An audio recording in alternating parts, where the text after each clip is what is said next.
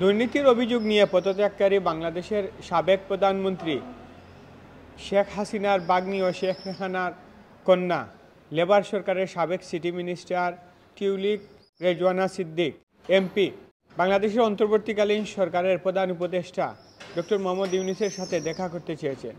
এ নিয়ে তিনি একটি চিঠি দিয়েছেন ডক্টর মোহাম্মদ ইউনূসকে। আগামী সোমবার ডক্টর মোহাম্মদ ইউনূস ব্রিটিশ রাজা চার্লসের আমন্ত্রণে যুক্তরাজ্যে সফর করবেন। যুক্তরাজ্যে সফরকালে তিনি রাজা চার্লসের দেয়া হারমোনি অ্যাওয়ার্ড গ্রহণ করবেন।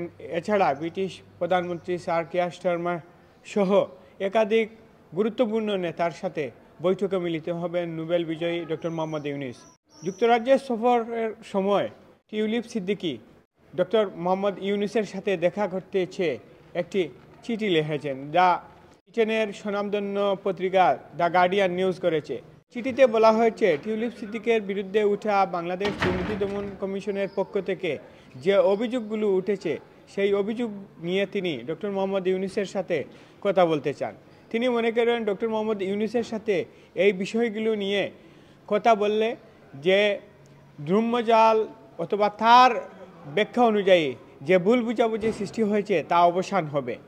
এছাড়া তিনি নিজেকে একজন ব্রিটিশ এমপি হিসেবে ব্রিটিশ রাজনীতির সাথে সম্পৃক্ততার কথা উল্লেখ করে তিনি বলেছেন, বাংলাদেশের রাজনীতির সাথে তার কোনো সম্পৃক্ততা নেই।